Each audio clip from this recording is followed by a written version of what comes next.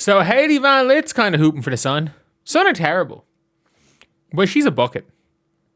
She is a bucket. And she always has been, always will be. Is she going to have a long career in the WNBA? If there was 12 teams in the league, I would say no. But the fact is that by the time she hits her prime, there's going to be, 15 teams or 20 teams in the league? By the time she hits her prime, there'll be 20 teams in the league. And in that stage, there's not enough bucket getters that she won't have a role in one of these bad teams. What she is going to be, HVL, for her career, is she is going to be one of those players that puts up very good numbers on bad teams. Like she's not someone who's going to run an offense. She's not somebody that's going to anchor a defense.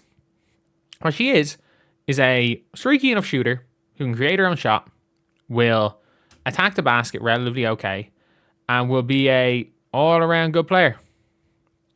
Genuinely an all-around good player. So, let's take a listen here.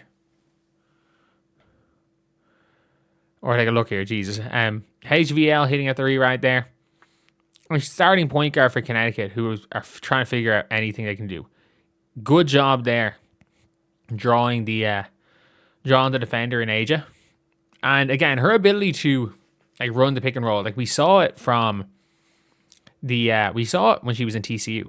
And we've seen plenty of times her when she was in Louisville, cooking players that went on to be high-level WNBA players. Look, in TCU, she literally beat a team in college that had Cass Prosper, Sonia Citron, Maddie Westbeld, Olivia Miles, Kate Koval, Leah Tu King, Hannah Hidalgo. And it was basically her and she who shall not be named. But at the end of the day, this is a player that is a very, very capable player to run the offense. She kind of reminds me a little bit of, not in the way she plays, but in the level of player, as an Odyssey Sims. And current Odyssey Sims, not prime Odyssey Sims. You might be like, what do you mean by that? As in, if you give Odyssey Sims a starting role, she's going to hold it down.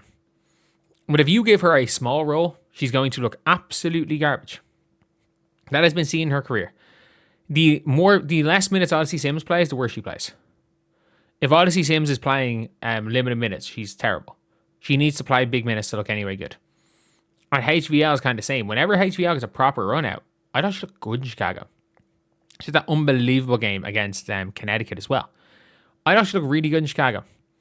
And you're looking at a player here who's playing with confidence, who has a not bad coach for what she's needed, what she needs, which is reps.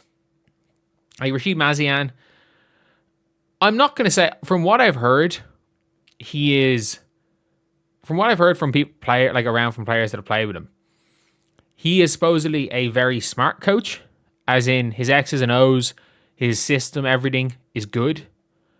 But apparently, as far as commanding respect and game management and everything, apparently he's terrible. Especially for American players. Apparently Americans really struggle with him. Even when he was coaching overseas. From what I had heard, he did well with Belgium. He did well when with the team he was coaching in France. But I think Americans just, for some reason, just don't.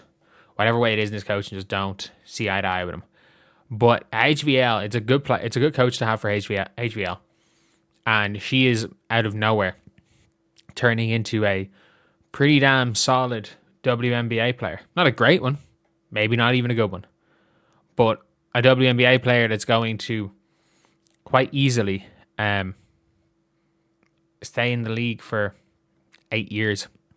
And it's hard. If you're staying in the league, if you're holding on to a spot in the league and you're not this massive net negative and you're not a dickhead, you're probably going to be making a decent chunk of money in a few years.